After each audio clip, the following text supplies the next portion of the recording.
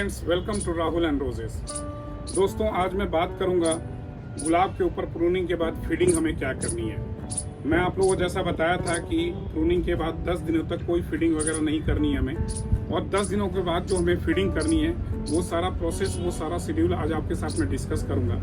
और मुझे यूट्यूब पे ये वीडियो बनाने का पर्पस सिर्फ यही है कि मैं आपको आसान से आसान तरीके से गुलाब उगाना सिखा सकूं, बता सकूं, क्योंकि मेरे पास भी इतना टाइम नहीं होता है कि मैं सारा दिन गुलाब में टाइम लगा सकूं। सुबह जाना, रात को आना, और इस बीच अपना शौक भी पूरा करना होता है। तो बहुत आसान तरीके से भी, बिना किसी नौटंकी के, गुलाब बहुत अच्छे तरीके से उगाया जा सकता है, और वही मैं आपको सिखाने की कोशिश करता हूं। और वीडियो में मेरे लेट हो सकता है, 2 महीना 3 महीना भी लेट हो सकता है, लेकिन जो ज़रूरत की वीडियो होगी वो आपके पास पहुंचती रहती है।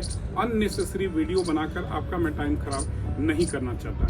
और जो भी अभी मैं फीडिंग बताऊंगा वो किस तरीके से आपको फीडिंग करनी है, क्या फीडिंग करनी है और कब फीडिंग करनी है, वो सारा आज मैं डिस्कस करूंगा। फीडिंग की अगर हम बात करें तो उससे पहले कुछ चीज़ें बहुत इम्पॉर्टेंट है, वो मैं आपके साथ डिस्कस जरूर करना चाहूँगा। क्योंकि फीडिंग, मैं हर वीडियो में बोलता हूँ, फीडिंग इज़ नॉट एवरीथिंग। शायद मेरे हिसाब से बहुत लास्ट का प्रोसेस है ये फीडिंग। उससे बहुत पहले बहुत सारी चीज़ें ऐसी हैं जो हमें अपने गुलाब के साथ करनी है। सबसे पहले बात जो हमें देखना होता है कि हमने जो गुलाब को कहाँ पे रखा हुआ है, वहाँ सुबह से शाम तक धूप मिल रहा है या नहीं मिल रहा है। अगर सुबह से शाम तक अगर धूप नहीं मिल रहा है तो एटलीस्ट सुबह से लेकर दोपहर तक का धूप मिलना जरूरी है। और मॉर्निंग सनलाइट बहुत इंपॉर्टेंट है गुलाब के लिए। दूसरा, मीडिया या तो आपका सिंडर में हो, सिंडर में कुछ भी मिला नहीं होना चाहिए। इवन जो सिंडर का जो डस्ट है वो भी छान कर हम हटा देते हैं। सिंपल सिंडर में गुलाब हमारा लगा होना चाहिए, या कोकोपीट में गुलाब लगा होना चाहिए। कोकोपीट वो जो लो इसी का हो, लो इसी का मतलब जिस कोकोपीट में सॉल्ट की मात्रा बिल्कुल 0 हो, उसमें आपका गुलाब बहुत अच्छा चल सकता है। या जो हमारा ट्रेडिशनल मीडिया है, सॉइल, अगर सॉइल में भी आप लगाते हैं तो सॉइल में भी ऐसा कंपोजिशन आपका होना चाहिए कि आप पानी डालें तो नीचे से पानी निकल जाए, पानी बहुत ज़्यादा देर तक सॉइल के अंदर होल्ड नहीं होना चाहिए। और उसके लिए मैं बताया था 60% आप कंपोस्ट रखें, 40% सॉइल का मात्रा रखें, तो शायद आपका गुलाब उसमें भी बहुत अच्छा चल सकता है। तो ये मीडिया आपको लेना है। और उसके बाद जो मैं बहुत इंपॉर्टेंट बात बोला था मैं आपको, वो है पानी। अगर पानी आपका सही नहीं है तो चाहे कोई भी आप फीडिंग दें, कितना भी अच्छी फीडिंग दें, वो काम नहीं करेगा। धूप मिलना जरूरी है, मीडिया सही होना चाहिए। उसके बाद आती है बात पानी की, और पानी के बाद हम बात करेंगे फर्टिलाइजर की। तो जैसा कि मैं बताया था, फर्टिलाइजर सबसे लास्ट में आता है।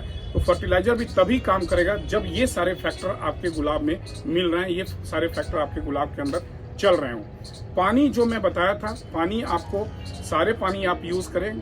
ग्राउंड वाटर वो आपको डायरेक्ट अपने गुलाब में यूज नहीं करना है।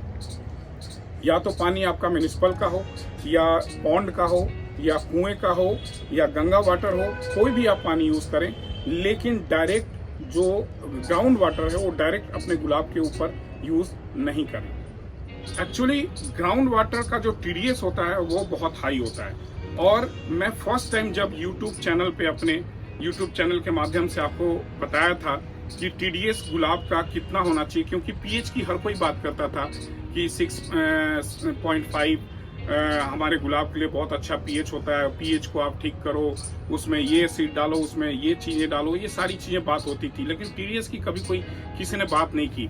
जब फर्स्ट टाइम यूट्यूब चैनल पे मैंने TDS की बात की थी, जब मुझे नॉलेज हुआ था कि TDS कितना इंपॉर्टेंट है गुलाब के अंदर, और जब मैंने फर्स्ट टाइम, जैसे ही मेरे को पता चला, आपके साथ मैंने शेयर किया। हालांकि कुछ लोग इससे नाराज भी हुए कि आप गुरु बनते हो और आप TDS की बात इतने लेट बता रहे हो, अदरवाइज हम गुलाब ही नहीं करते। लेकिन मैं कोई गुरु नहीं हूँ, मैं सीखने की कोशिश करता हूँ। मैं भी एक स्टूडेंट हूँ, और जो भी सीखता हूँ आपके साथ शेयर करने की कोशिश करता हूँ। जो फर्स्ट टाइम मेरे को TDS का मालूम चला, जो TDS होता है, जो ग्राउंड वाटर का जो TDS होता है, यानी टोटल डिजॉल्व सॉलिड, वो 1100 से लेकर 1500 तक के बीच में होता है। और हमारे गुलाब जो होते हैं वो बहुत छोटे मासूम बच्चे टाइप के होते हैं। और अगर एक छोटे बच्चे को अगर आप चना खिलाओगे तो क्या हाल होगा उसका, वही हाल होता है हमारे गुलाब के साथ। जो गुलाब होते हैं बहुत मासूम छोटे प्यारे से गुलाब हमारे होते हैं, और इसको आप हाई TDS यानी कि 1100, 1200, 1500 का TDS आप पिला रहे हो, तो कभी वो गुलाब आपका एक्सेप्ट नहीं करेगा। गुलाब जिंदा तो रहेगा और धीरे धीरे वो मरता भी रहेगा और एक दिन मर भी जाएगा।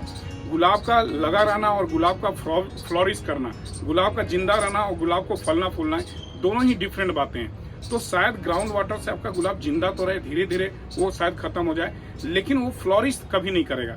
तो कभी भी ग्राउंड वाटर आप कभी अपने गुलाब के अंदर नहीं दें। और अगर आपका पानी का TDS 100 के आसपास है, हम जनरली मैक्सिमम TDS जो गुलाब का होना चाहिए 150 से 200 तक का होना चाहिए, जिसमें बहुत अच्छा गुलाब हो सकता है। अगर इससे ज्यादा TDS का पानी आप अपने गुलाब के अंदर दे रहे हैं तो आपके गुलाब में चाहे कितनी भी अच्छी फीडिंग दें, कितनी भी बढ़िया फीडिंग दें, वो नहीं चलेगा। अब आप कहेंगे कि सर TDS को कैसे हम मेजर कर सकते हैं? आपके यहाँ जो आसपास में एरिया में RO वाटर वाले होते हैं उनको बुलाकर एक बार TDS जरूर मेजर कर लें। अगर आप ये भी नहीं कर सकते हैं तो आप कोशिश करें कि ग्राउंड वाटर का पानी आप अपने गुलाब में ना दें। अगर ग्राउंड वाटर का पानी आप दे रहे हैं तो एक बार TDS वाले को बुलाकर, जो RO वाले होते हैं, जो आपके घरों में RO लगाते हैं, उनको बुलाकर एक बार अपने गुलाब में जो डालने वाला पानी है उसका TDS आप जरूर चेक कर लें। उसका अगर TDS हाई है, बहुत ज्यादा है, तो वो पानी आप रोक दें, वो पानी अपने गुलाब के अंदर ना दें।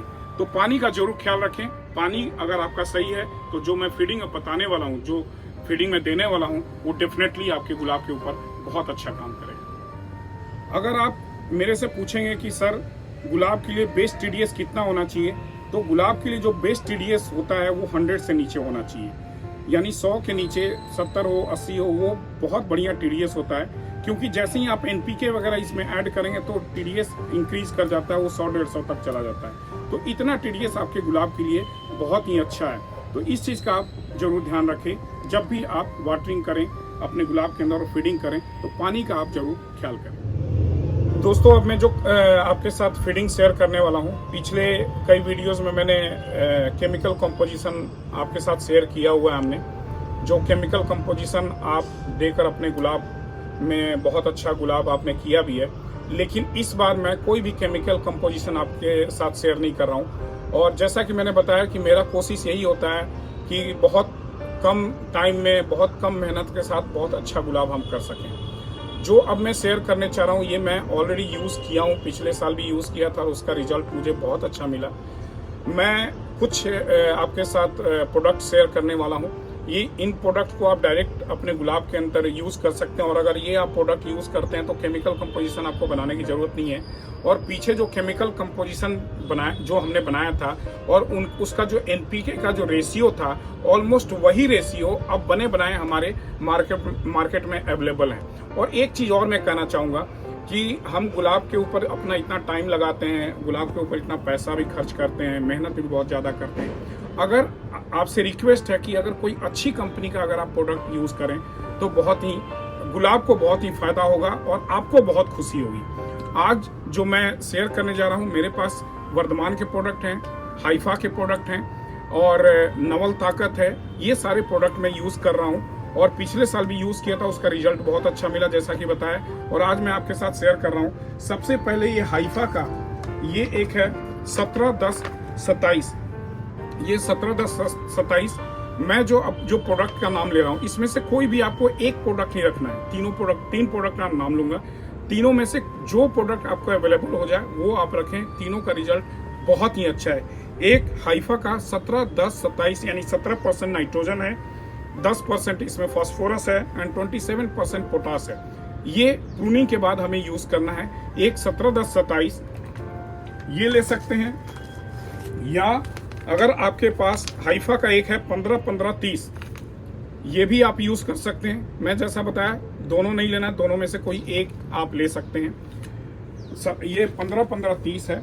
उसके अलावा एक वर्धमान का आता है 5-40-28, आप ये भी यूज कर सकते हैं। तीनों में से कोई भी एक प्रोडक्ट आप यूज कर सकते हैं। अगर तीनों यूज करें ऑल्टरनेट करके तो बहुत अच्छा है, लेकिन अगर आप चाहते हैं कि नहीं तीनों प्रोडक्ट यूज नहीं करना है, मुझे एक ही तरह का प्रोडक्ट यूज करना है, तो तीनों में से कोई भी एक प्रोडक्ट आप लेंगे, परचेस करेंगे। और इसको जो अगला फीडिंग है उसमें कैसे यूज करना है वो मैं बताऊंगा। इसके अलावा जो आपको लेना है दूसरा, आपको 13-40-13 लेना है।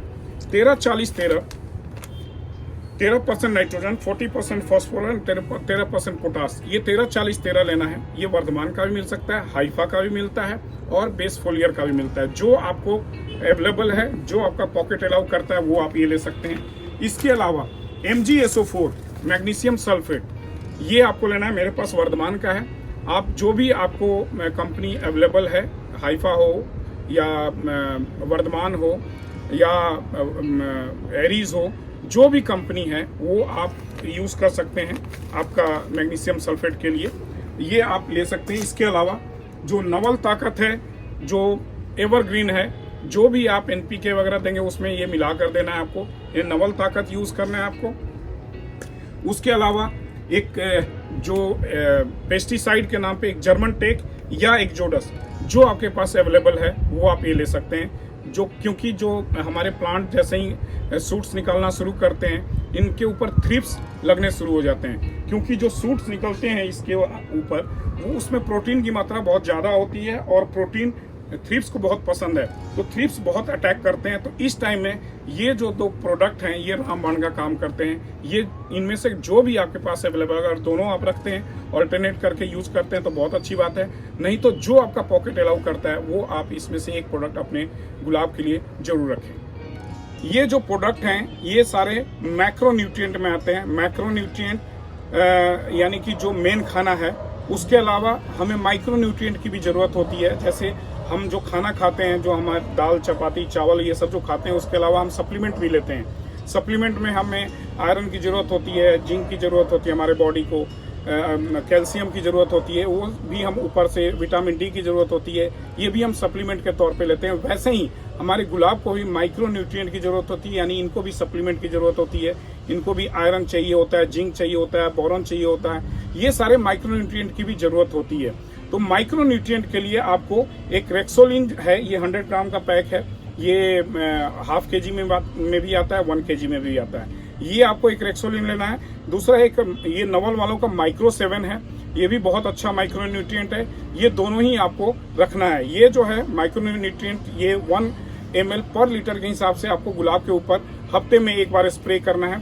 और इसका जो यूज है, ये मैं क्या करता हूँ, जो भी आपके जो NPK आपके साथ मैंने शेयर किए 5-40-28 या 17-10-27 या 15-15-30, उसमें 1 kg 20 ग्राम के हिसाब से उनके साथ मैं ऐड कर देता हूँ। ये गुलाब के रूट में सीधा चले जाते हैं। जो आप ये देख रहे हैं कि ये जो है 17-10-27 है, ये 17-10-27 में मैंने ये रेक्सोलिन मिलाया हुआ है। थोड़ा आप ग्रीन कलर का इसमें देख रहे हैं आप।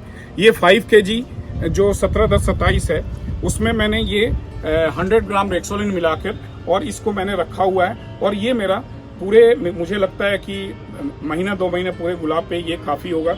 और इसमें मिलाकर मैं ये इसको फीडिंग देता रहता हूँ। कैसे फीडिंग करना है? अब जो सबसे ज़्यादा प्रॉब्लम हमें आती है, हमारे जो व्यूअर्स हैं, हमारे जो रोजारियंस हैं, उनको सबसे ज़्यादा प्रॉब्लम आती है, वो हमेशा यही बोलते हैं कि सर हम वजन करके कैसे डाला करें अपने गुलाब के अंदर, सारा फीडिंग कैसे किया करें। ये बड़ी मुश्किल काम होती है।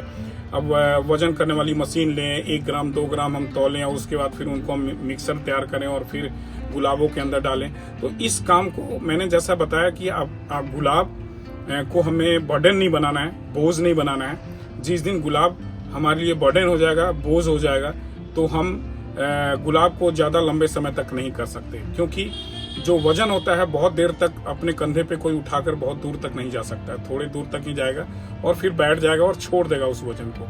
तो हमें अपने गुलाब को बोझ नहीं बनाना है, बर्डन नहीं बनाना है। बहुत इजी वे में, बहुत इंजॉय के साथ हमें गुलाब करना है। अब जो मैंने आपको बताया कि मैं इस बार 17-10-27 का जो मिक्सर रेडी किया हूं मैं, और उसके वो 5 kg का पैकेट आता है। 5 kg में 100 ग्राम में रेक्सोलिन मिला लिया हूं, यानी कि 1 kg में 20 ग्राम रेक्सोलिन मिला के मैंने इस डब्बे में रखा हुआ है।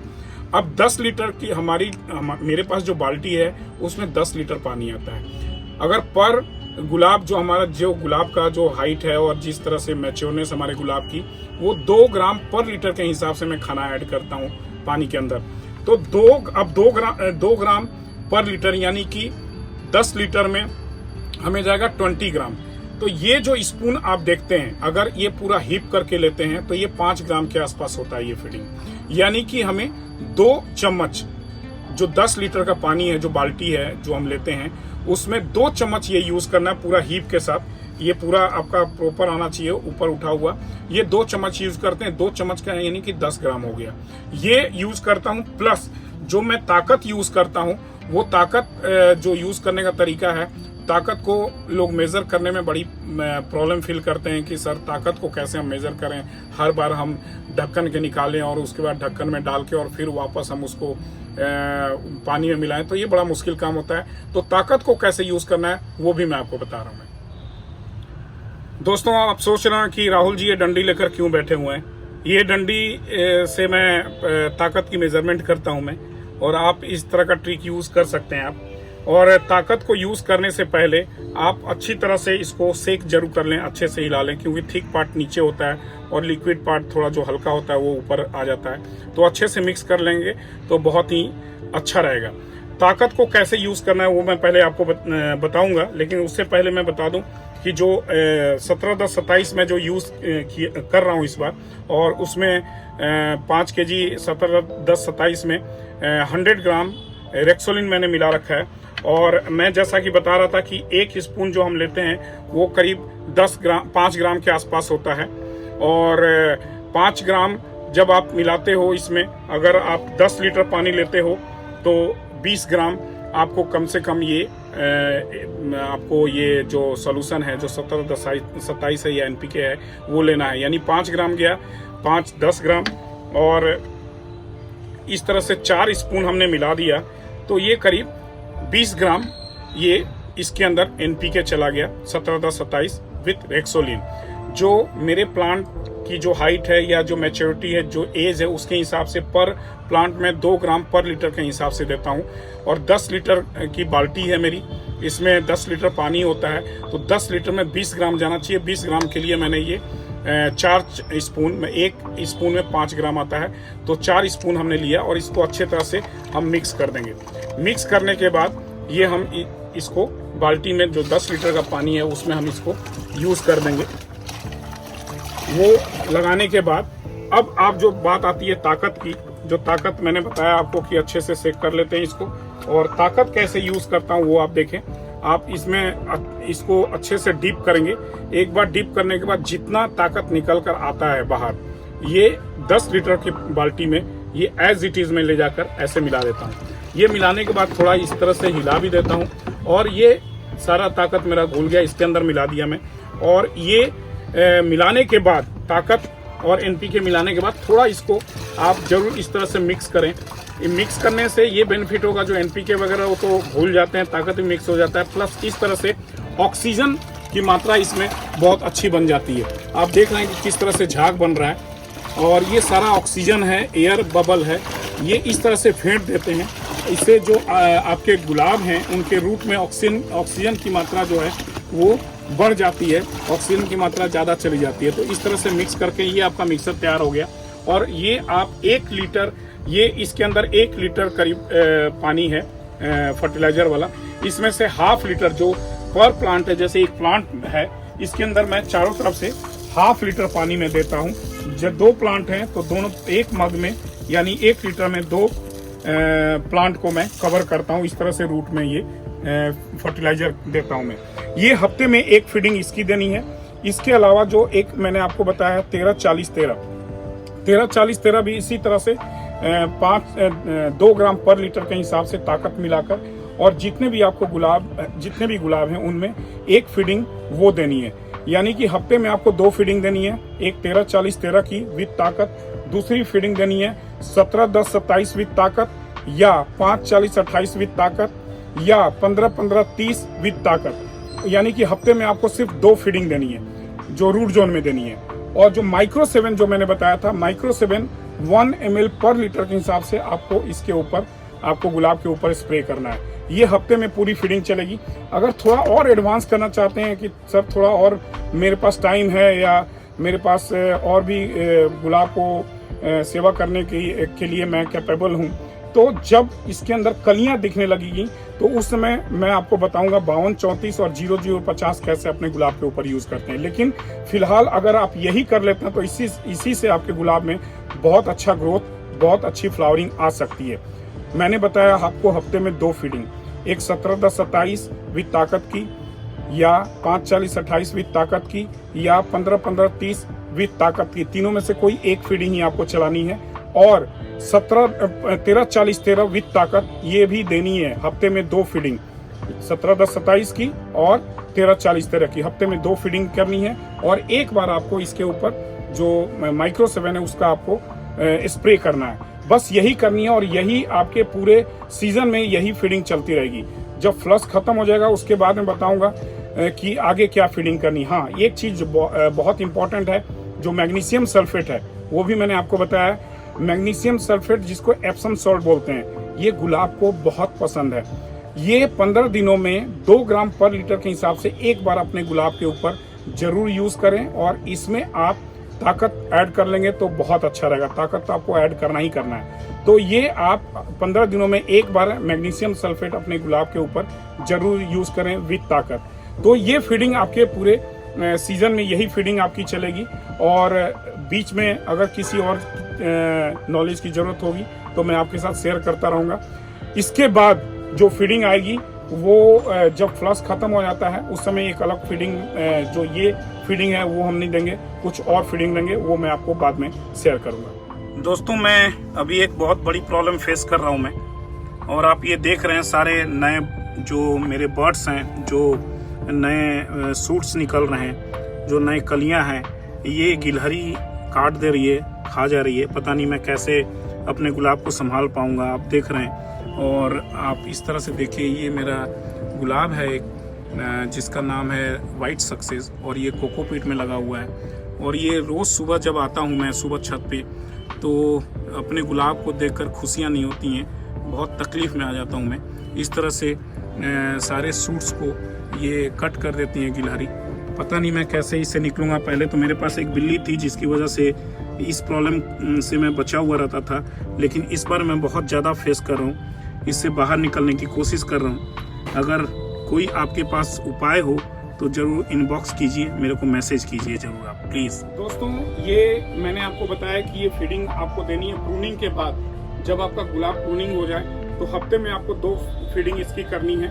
और ये 2 फीडिंग के अलावा जो मैंने स्प्रे बोला है आपको माइक्रोन्यूट्रिएंट की, जो हम कह सकते हैं हमारे गुलाब के लिए जो सप्लीमेंट है, वो जरूर देना है। उससे ये होगा कि क्लोरोसिस वगैरह की प्रॉब्लम नहीं आएगी और ये हमारे गुलाब के जो टिश्यूज हैं, सेल्स हैं, वो प्रॉपर वे में काम करेंगे अगर हम माइक्रोन्यूट्रिएंट अगर प्रॉपर वे में उनको हम दे रहे हैं तो एक माइक्रोन्यूट्रिएंट की स्प्रे करनी है और 2 फीडिंग आपको रूट में देनी है। ये हमेशा करें आप। और उससे भी अच्छा अगर करना चाहते हैं तो जो हम रूट में दे रहे हैं, जो मिक्सर अभी मैंने बताया रूट में देने के लिए, जब भी आप जैसे 13-40-13 दे रहे हैं तो उस समय आप जो बैटरी वाला स्प्रे आजकल सबके पास होता है, बैटरी वाले स्प्रे से रूट में देने के बाद थोड़ा स्प्रे भी कर देंगे तो और भी अच्छा रहेगा। जो 17-10-27 वाला जो मैंने मिक्सर बताया, जो रूट में आप दे रहे हैं, उसी समय रूट में देने के बाद आप उसके ऊपर प्लांट के ऊपर भी अगर वो स्प्रे कर देते हैं तो बहुत अच्छा उसका रिजल्ट आएगा। तो ये भी आप एक ऐड कर सकते हैं कुछ अच्छे रिजल्ट के लिए। तो वो फोलियर स्प्रे जाएगा, फोलियर फीडिंग जाएगा, वो भी हमारे गुलाब के लिए बहुत बेनिफिशियल है। जो फीडिंग देने का जो टाइम होता है, अगर सुबह 10 बजे से पहले अगर आप फीडिंग कर लें, 8 बजे 9 बजे अगर फीडिंग कर लेते हैं तो बहुत ही अच्छा टाइम होता है गुलाब के लिए। और जो इंसेक्टिसाइड पेस्टिसाइड होता है वो हमेशा हमें इवनिंग टाइम में शाम में 4 बजे के बाद करनी चाहिए। ये टाइम का भी अगर आप ख्याल रखें तो बहुत अच्छा रहेगा। हालांकि मुझे कई बार टाइम नहीं मिलता है तो मैं रात में 10 बजे भी आकर फीडिंग करता हूँ। दैट वो एक अलग मुद्दा है, एक अलग इशू है। अगर टाइम नहीं है, जो टाइम मिल रहा है उसी में आप उसी को आप यूटिलाइज कर लें। लेकिन जो बेस्ट टाइम होता है फीडिंग के लिए वो सुबह 10 बजे से पहले का होता है। वो हमारा फीडिंग का बहुत अच्छा होता है। उस समय धूप सुबह की पड़ रही होती है, स्टोमाटा इनका खुल रहा होता है, तो फीडिंग बहुत अच्छे से लेते हैं। जो हमारे रूट पार्ट होते हैं वो बड़े एक्टिव रहते हैं। तो सुबह का पार्ट, सुबह का जो टाइम है आप 10 बजे के पहले का यूज किया करें अपने गुलाब को फीडिंग देने के लिए। आगे किसी और टॉपिक पे आपसे बात करूंगा। तब तक आप स्वस्थ रहें, सुखी रहें एंड कीप ब्लेसिंग्स।